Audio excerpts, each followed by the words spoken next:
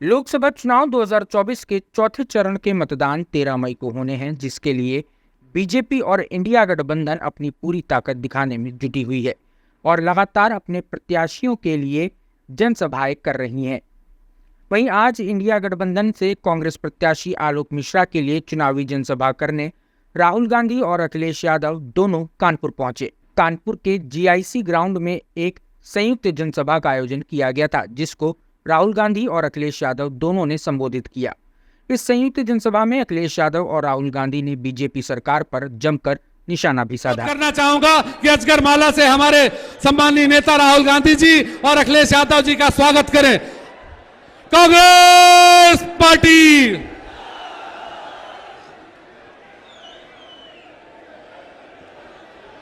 India गठबंधन,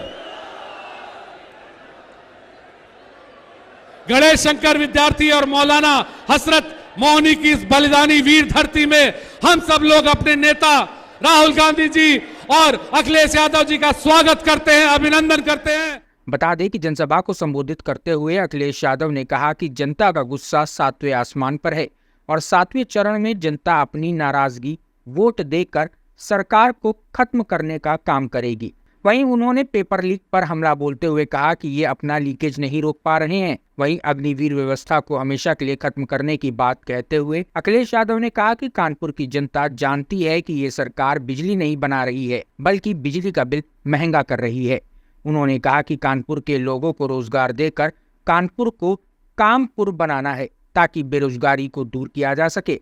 उन्होंने कहा कि ये चुनाव संविधान बचाने का चुनाव है। इंडिया गठबंधन के चुनाव की रैली में उपस्थित हमारे और इंडिया गठबंधन के समाजवादी पार्टी और कांग्रेस के सभी नेतागण, कांग्रेस पार्टी के नेता राहुल गांधी जी, कांग्रेस के प्रत्याशी यहाँ से आलोक मिश्रा जी, समाजवादी पार्टी और इंडिया गठबंधन के प्रत्याशी राजा रामपाल जी, पार्टी के हमारे महानगर के अध्यक्ष हाजी फजल महमूद जी, समाजवादी पार्टी के विधायक अमिताभ वाजपेयी जी, दूसरे समाजवादी पार्टी के विधायक रूमी जी, सतीश निगम जी से लेकर के अविनाश पांडे जी से लेकर के कांग्रेस और समाजवादी पार्टी के सभी हमारे नेता, पदाधिकारी, संगठन के लोग और इस चुनावी जनसभा में उपस्थित हमारे सभी आदरणीय बुजुर्ग, माताएं, बहनें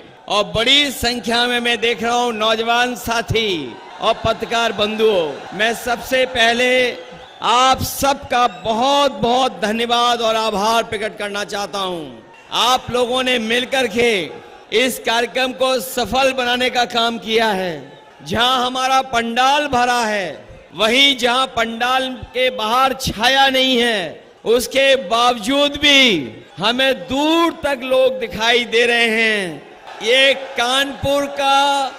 कानपुर का संदेश है कि इस बार इंडिया गठबंधन की न केवल जीत होने जा रही है, बल्कि हमारे दोनों प्रत्याशी अच्छे वोटों से परिणाम लेकर के लोकसभा में पहुंचने जा रहे हैं। ये गवर्नमेंट इंटर कॉलेज में कार्यक्रम हो रहा है।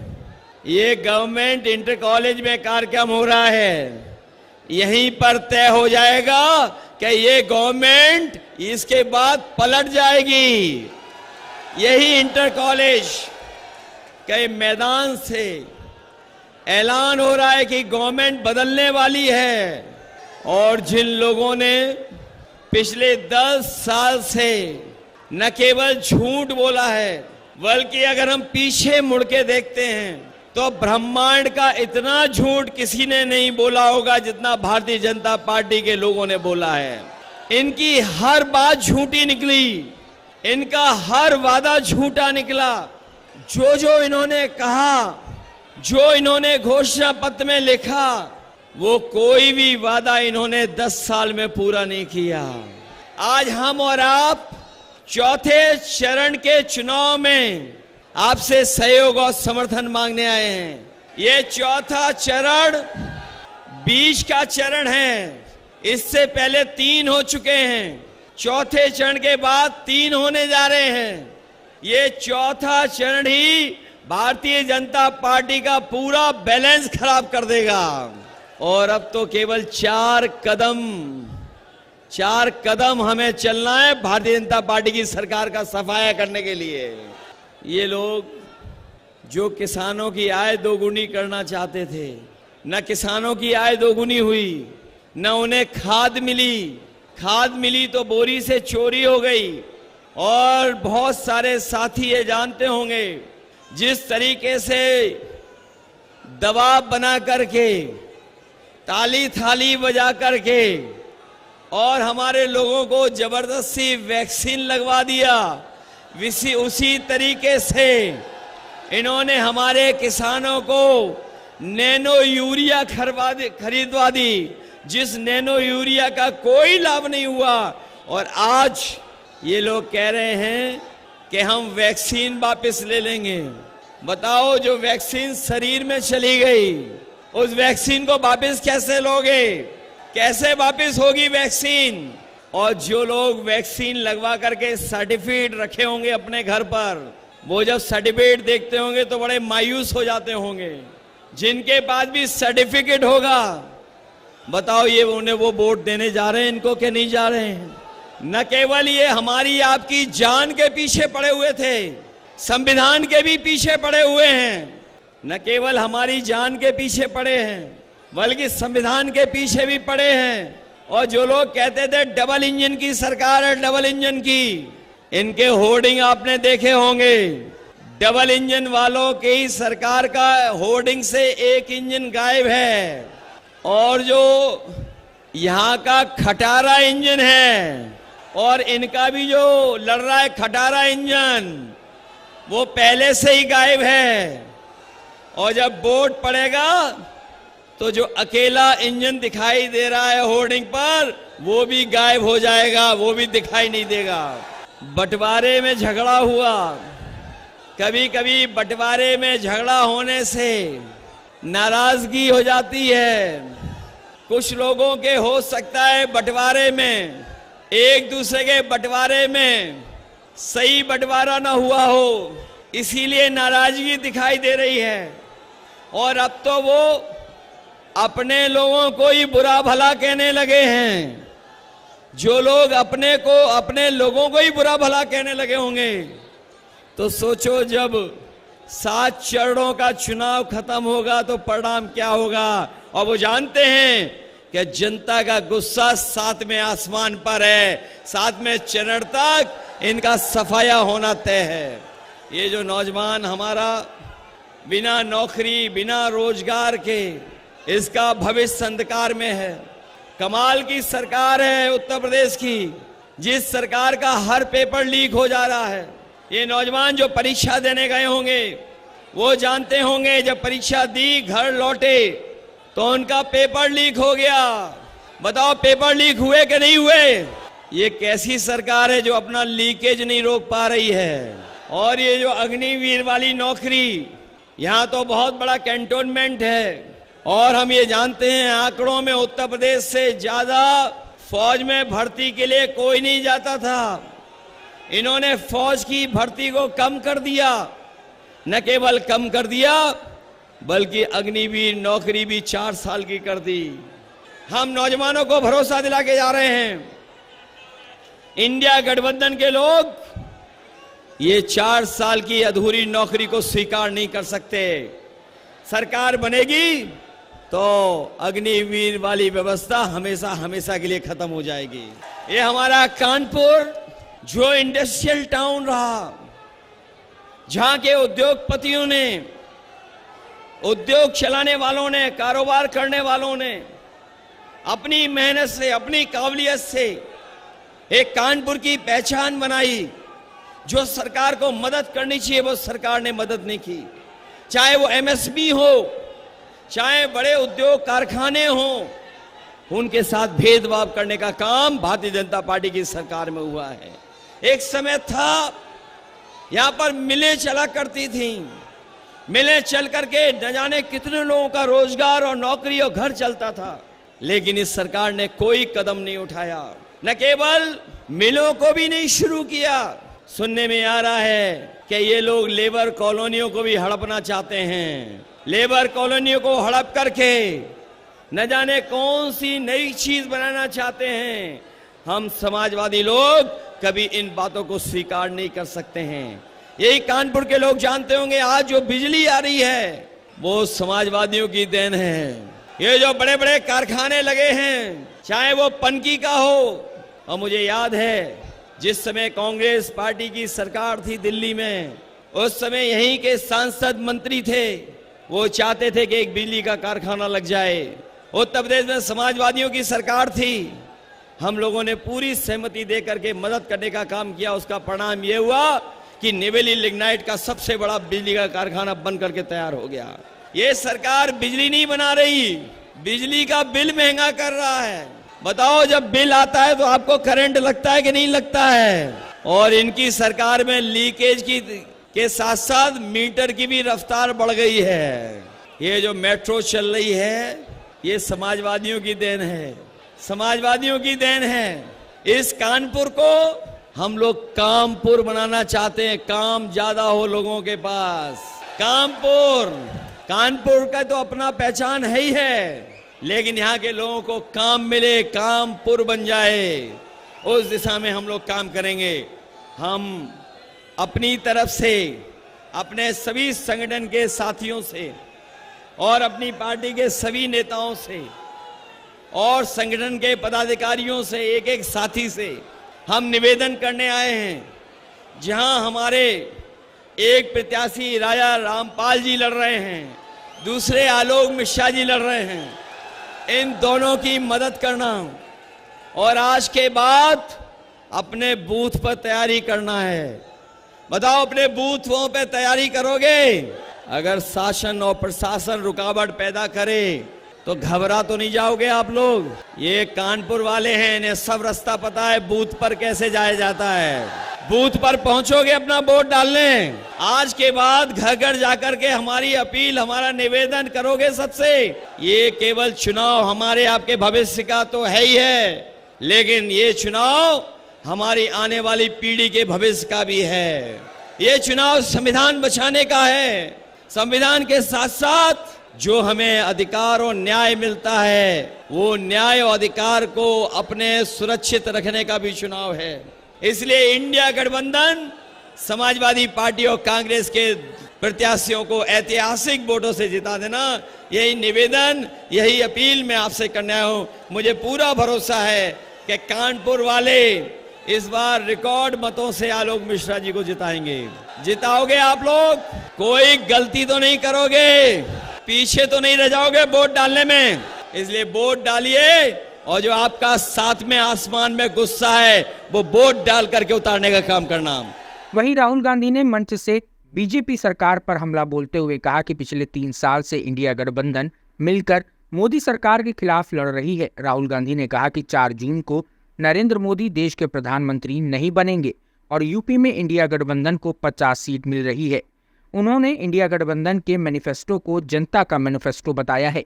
राहुल गांधी ने कहा कि कानपुर को मैनचेस्टर कहा जाता था, कानपुर के सामने मेड इन चाइना भी नहीं टिक सकता है। मोदी ने हाथ नहीं गला काटा है।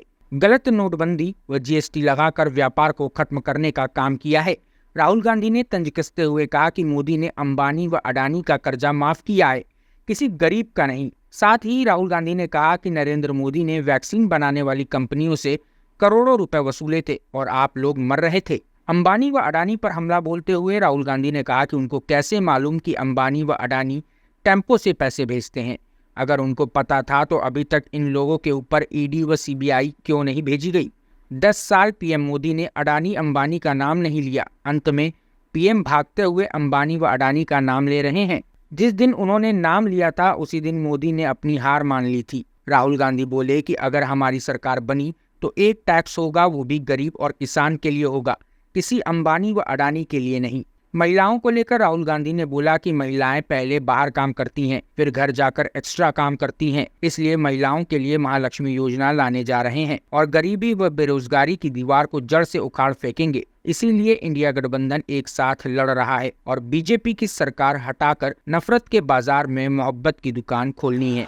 अखिलेश यादव जी अविनाश पांडे जी, सुहासिनी अली जी, नौशाद जी, हाजी फजल महमूद जी, अमिताभ वाजपेयी जी, हसन रूमी जी, हमारे कैंडिडेट्स आलोक मिश्रा जी, राजा रामपाल जी, इंडिया गठबंधन के कार्यकर्ता, बब्बर शेर, जो सारे के सारे मिलकर काम कर रहे हैं। बहुत जोश है आप में। मैं शुरुआत में ही कह देता हूं, पिछले 2-3 साल से हम नरेंद्र मोदी के खिलाफ लड़ रहे हैं। इंडिया गठबंधन एक साथ मिलकर लड़ रहा है। भारत जोड़ो यात्रा की 4000 किलोमीटर चले, कन्याकुमारी से कश्मीर, नफरत के बाजार में मोहब्बत की दुकान खोली। भारत जोड़ो न्याय यात्रा, मणिपुर से महाराष्ट्र, लाखों लोगों से हमने बातचीत की, एक साथ चले, और जो हमारा मैनिफेस्टो बना है वो आपकी देन है, आपकी आवाज है, आपकी सोच है।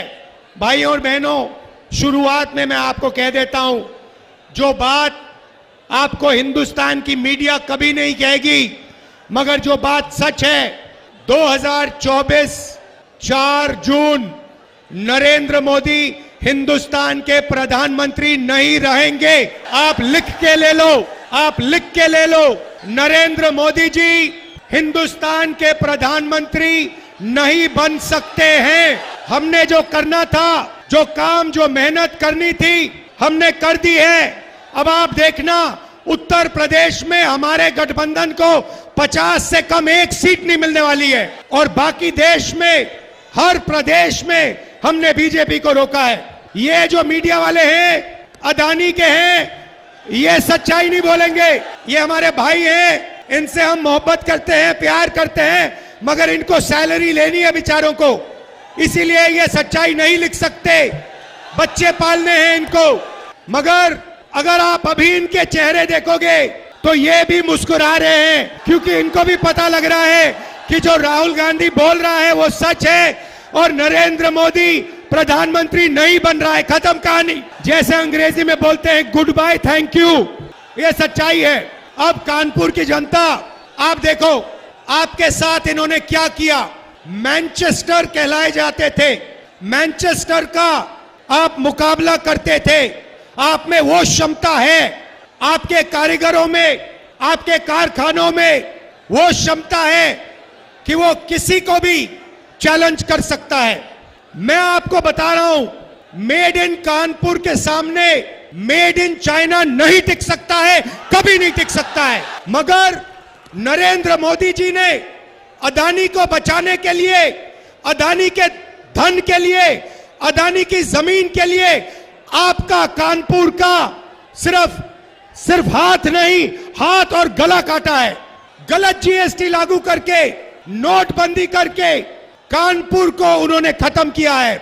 मेड इन इंडिया की बात करते हैं, मेड इन इंडिया आप ही तो हो। Made in India, made in Kanpur ही तो है। Made in Mumbai, made in Lucknow, made in Chennai, made in Bangalore, यही तो है मेड इन इंडिया। सारे के सारे मेड इन इंडिया को नरेंद्र मोदी ने खत्म किया। 5 अलग अलग जीएसटी लगा दी। आप किसी भी छोटे बिजनेस वाले से पूछ लो, किसी भी मजदूर से पूछ लो, किसी भी कारीगर से पूछ लो, जीएसटी से, नोटबंदी से कितना नुकसान हुआ वो आपको बता देगा। हमें खत्म कर दिया, हमारे बिजनेस को खत्म कर दिया। क्यों? अदानी के लिए। भाइयों और बहनों, 16 लाख करोड़ रुपया, 16 लाख करोड़ रुपया अदानी का कर्जा माफ किया है। मैं पूछना चाहता हूं, कानपुर के कारीगरों का, छोटे बिजनेस वालों का, स्मॉल और मीडियम बिजनेस वालों का कितना कर्जा माफ किया? आपने क्या गलती की? यहां आपकी जमीन दे दी, अदानी को दी, 500 एकड़ आपकी जमीन उठा के दे दी। Airport, port, infrastructure, solar power, wind power, Hindustan की डिफेंस इंडस्ट्री सारी की सारी उनको दे दी। आपको कहते हैं भाइयों बहनों, थाली बजाओ। कोविड आता है, कोविड आता है, वेंटिलेटर नहीं है, ऑक्सीजन नहीं है, गंगा में लाशों के ढेर, और नरेंद्र मोदी की पार्टी कोविड वैक्सीन बनाने वालों से जब आप लोग मर रहे थे तब पैसा ले रहे थे। करोड़ों रुपए नरेंद्र मोदी की पार्टी ने कोविड वैक्सीन वालों से पैसा लिया। आप मर रहे थे, उन्होंने आपको कहा थाली बजाओ, आपको कहा थाली बजाओ, आपको कहा मोबाइल फोन की लाइट जलाओ। अदानी को कहते हैं पैसा गिनो, टेम्पो में भेजो मुझे। उनको कैसे मालूम कि अदानी टेम्पो में पैसे भेजता है? कैसे पता उनको? और भाइयों और बहनों, हिंदुस्तान के प्रधानमंत्री, नोटबंदी वाले प्रधानमंत्री ने बोला कि अदानी और अंबानी काला धन देते हैं।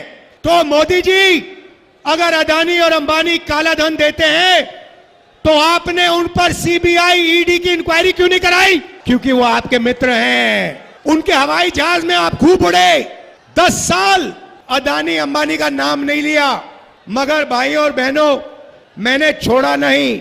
अदानी अंबानी। अंत में नरेंद्र मोदी, हिंदुस्तान का प्रधानमंत्री, कांपते हुए कहता है अदानी अंबानी का नाम पब्लिक में लेता है। अदानी और अंबानी का नाम जिस दिन प्रधानमंत्री ने ऐसे स्टेट से ले ली, उस दिन हिंदुस्तान के प्रधानमंत्री ने हार मान ली। मैं बता रहा हूं, आप लिख लो, मीडिया वाले लिख लो, नरेंद्र मोदी हिंदुस्तान का प्रधानमंत्री नहीं बन सकता है। अब भैया 2-3 चीजें आपको कहनी है। नरेंद्र मोदी ने अरबपति बनाए, हमें मेड इन चाइना का मुकाबला करना है। और मैं कानपुर के युवाओं से यह कहने आया हूं, और सिर्फ कानपुर नहीं, ऐसे हिंदुस्तान में बहुत शहर हैं जो मेड इन चाइना का मुकाबला कर सकते हैं, और उनमें से आप एक हो। भाइयों और बहनों, जब तक हमने जो नरेंद्र मोदी वाली हथकड़ियां हैं, जब तक उन हथकड़ियों को हमने नहीं तोड़ा, तब तक मेड इन कानपुर नहीं बन सकता है। मैं आपको प्लान देने आया हूं। पहला कदम, ये जो गलत जीएसटी लगा रखी है, अदानी वाली जीएसटी, 5 अलग अलग टैक्स, छोटे बिजनेस वालों पर टैक्स, किसानों पर टैक्स, गरीबों पर टैक्स, इस जीएसटी को हम बदलने जा रहे हैं। एक टैक्स होगा, कम से कम टैक्स होगा, और अदानी और अंबानी के फायदे वाला टैक्स नहीं होगा। छोटे बिजनेस वालों के फायदे का टैक्स होगा, किसानों मजदूरों के फायदे का टैक्स होगा। दूसरी बात, बैंक के दरवाजे कानपुर के कारीगरों के लिए, छोटे व्यापारियों के लिए नरेंद्र मोदी ने बंद किए, अदानी के लिए, अंबानी के लिए खोले। हमारी सरकार आएगी तो ये जैसे जो लाल कालीन है ना बैंक में, वैसी लाल कालीन लगेगी कानपुर के छोटे बिजनेस वालों के लिए। अभी आपको कहते हैं, जब आप जाते हो बैंक लोन के लिए, आपको कहते हैं गेट आउट।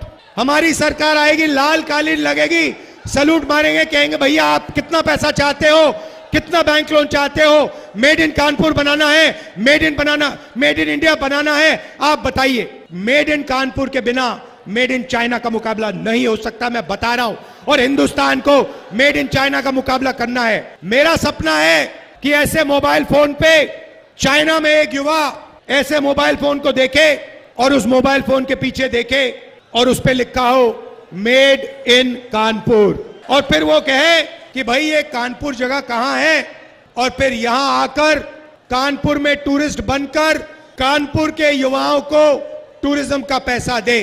आज क्या हो रहा है भाई और बहनों, ये चाइना का फोन है। नरेंद्र मोदी ने चाइना की मदद की, चाइना के फोन बनाए। अदानी फायदा लेता है, अंबानी फायदा लेता है, चाइना की कंपनियां फायदा लेती हैं, आप लोगों का नुकसान होता है, कानपुर के युवाओं का नुकसान होता है। हम इस बात को बदलना चाहते हैं। हम चाहते हैं कि मेड इन इंडिया हो, हिंदुस्तान के युवाओं को फायदा हो, हमारा माल चाइना के युवा खरीदे। ये बदलाव हम चाहते हैं, और ये बदलाव ये नरेंद्र मोदी नहीं कर सकता, बीजेपी नहीं कर सकती। 3 चीजें हम करने जा रहे हैं। यहां महिलाएं आई हैं, अब युवाओं को बात समझ आई।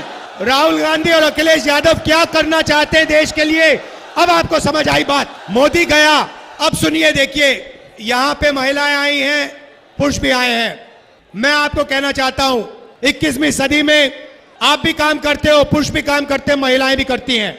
आप भी मजदूरी करते हो, महिलाएं भी करती हैं। आप भी खेतों में काम करते हो, महिलाएं भी करती हैं। आप भी जॉब करते हो, महिलाएं भी करती हैं। मगर जॉब करने के बाद जो हमारी माताएं बहनें हैं, वो घर में 8 घंटा एक्स्ट्रा काम करती हैं। अब आपने ताली नहीं बजाई। वो अगर आप 8 घंटा काम करते हो, 16 करती हैं। अगर आप 10 करते हो, वो 20 करती हैं, और वो देश के भविष्य की रक्षा करती हैं। इसीलिए हम महालक्ष्मी योजना ला रहे हैं, वो 22 अरबपति बनाए। हम करोड़ों लाखपति बनाने जा रहे हैं। हिंदुस्तान के सारे गरीब परिवारों की लिस्ट बनेगी। हर परिवार में से एक महिला का नाम चुना जाएगा। उस महिला के बैंक अकाउंट में 10,000 नहीं, 20 नहीं, 30 नहीं, 40 नहीं, 50, 60, 70, 80, 90,000 नहीं, 1 लाख रुपए बैंक अकाउंट में जाएगा। भाई और बहनों, 1 तारीख को हजारों लाखों परिवार अपने बैंक अकाउंट को देखेंगे और ठका ठक 8,500 रुपए अंदर। ये क्या समझ रखा है नरेंद्र मोदी ने कि यही पैसा बांट सकता है, ये अदानी को दे सकता है, ये अंबानी को दे सकता है, तो हम हिंदुस्तान के गरीब लोगों को दे सकते हैं। मीडिया वाले कहते हैं देखो मनरेगा दिया, मीडिया में सारे के सारों ने कहा देखो ये गरीबों को बिगाड़ रहे हैं। हमने कर्जा माफी की किसानों की, कहते हैं देखो किसानों को बिगाड़ रहे हैं। अदानी का कर्जा माफ होता है, मीडिया वाले कहते हैं देखो देखो विकास हो रहा है। अंबानी को जमीन मिलती है, किसानों की 1,000 एकड़ 2,000 एकड़, कहते हैं देखो देखो विकास हो रहा है। अब आपको जो कहना है कह लो, हमें कोई फर्क नहीं पड़ता। मोदी जी की जितनी फोटो दिखानी दिखा दो, दिन भर चलाओ। हम ना बैंक अकाउंट में ठगा ठक डालेंगे पैसा। यहाँ युवा आए हैं, अप्रेंटिसशिप का अधिकार, हिंदुस्तान के बेरोजगार युवाओं को अधिकार देने जा रहे हैं। 1 साल की पहली नौकरी पक्की, ट्रेनिंग और बैंक अकाउंट में साल के 1 लाख रुपए। पब्लिक सेक्टर, प्राइवेट सेक्टर, सरकारी अस्पतालों में, सरकारी कॉलेजेस, यूनिवर्सिटी में आपको पहली नौकरी पक्की मिलेगी 1 साल की। ये जो नरेंद्र मोदी ने दीवार बना रखी है ना, बेरोजगार की दीवार, इसको हम उड़ा के फेंक देंगे। आपसे कहते हैं भाई और बहन, अदानी से कहते हैं अदानी जी क्या चाहिए आपको? आपको जमीन चाहिए, आपको हिंदुस्तान की रेलवे चाहिए, आपको एयरपोर्ट चाहिए, आपको आर्मी चाहिए, आपको अग्निवीर चाहिए, लो। और आपको कहते हैं भैया पकौड़ा बनाओ, आपको कहते हैं पकौड़ा बनाओ, आपको कहते हैं भाई और बहनों नाले में से गैस निकालो, खाना पकाओ। अदानी से कहते हैं जो चाहिए ले लो। इनका काम आपके ध्यान को भटकाने का है। राम मंदिर का इनॉग्रेशन किया, मैं आपसे पूछना चाहता हूं, राम मंदिर में आपने अमिताभ बच्चन ये सब देखे ना? देखे? हिंदुस्तान की क्रिकेट टीम देखी, अदानी देखा, अंबानी देखा, बिरला, टाटा सब देखे, किसान देखा, मजदूर देखा, बेरोजगार युवाओं की लाइन देखी, आदिवासी, दलित, पिछड़े देखे, गरीब जनरल कास्ट के लोग देखे, एक नहीं देखा। हिंदुस्तान की राष्ट्रपति से कहा गया तुम आदिवासी हो, तुम यहां नहीं आ सकती, चेहरा आज नहीं दिखाना। मैंने बात उठाई, मैंने कहा हिंदुस्तान के राष्ट्रपति को आपने राम मंदिर के इनॉग्रेशन में नहीं भेजा। 2-3 बार मैंने कहा, फिर नरेंद्र मोदी ने स्पेशल एयरक्राफ्ट से उनको राम मंदिर भिजवा दिया। पार्लियामेंट खुलता है, पूजा होती है, उधर आपको एक पिछड़े वर्ग का व्यक्ति नहीं मिलेगा, एक दलित नहीं मिलेगा, एक आदिवासी नहीं, एक किसान नहीं, एक मजदूर नहीं। और पार्लियामेंट के इनॉग्रेशन में आपको हमारी राष्ट्रपति का चेहरा नहीं दिखा। कैसा हिंदुस्तान है? अरबपतियों का हिंदुस्तान।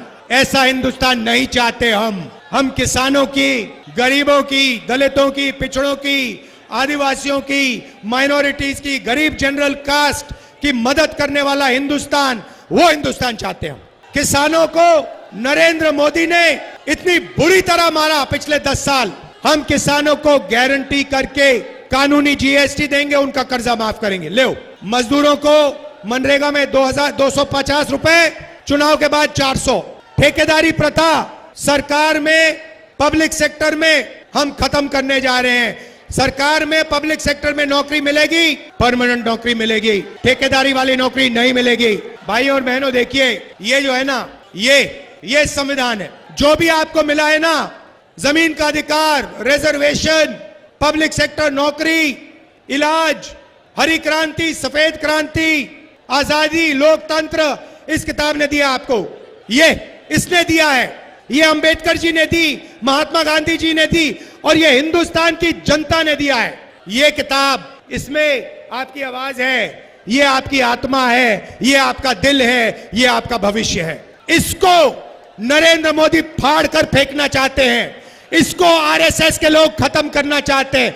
और मैं आपसे कह रहा हूं, आरएसएस छोड़ो, नरेंद्र मोदी छोड़ो, इस दुनिया में कोई ऐसी शक्ति नहीं है जो इस किताब को छू के दिखा दे। नरेंद्र मोदी, आप हिंदुस्तान को नहीं समझे। ये हमारी आवाज है, ये हमारी आत्मा है, ये हमारा भविष्य है। इस पर कोई शक्ति हाथ नहीं लगा सकती। भाई और बहनों, इंडिया गठबंधन एक साथ लड़ रहा है। यहां अखिलेश जी बैठे हैं, समाजवादी के नेता, कांग्रेस पार्टी के नेता, बाकी पार्टियों के नेता, हमारे सारे के सारे कार्यकर्ता एक बन गए हैं। आमतौर से क्या होता है, आप जंगल में जाते हो, एक बब्बर शेर दिखता है, दूसरा बब्बर शेर उसके पास कभी नहीं आता। यहाँ पे हजारों बब्बर शेर एक साथ खड़े हुए हैं। अभी ये शिकार करने निकलेंगे। आरएसएस बीजेपी के विचारधारा का शिकार होगा। भाई और बहनों, दिल लगा के लड़ना है। इसके लिए, रिजर्वेशन के लिए, संविधान के लिए, हिंदुस्तान के भविष्य के लिए, किसानों के लिए, मजदूरों के लिए, पिछड़ों, दलितों, आदिवासियों के लिए, गरीब, जनरल कास्ट, माइनॉरिटी के लिए, सब मिलकर हम लड़ेंगे। अदानी की सरकार हटानी है, नरेंद्र मोदी की सरकार हटानी है। दिल से आपका धन्यवाद करता हूं। नफरत के बाजार में मोहब्बत की दुकान खोल दी आप लोगों ने। धन्यवाद। जय हिंद।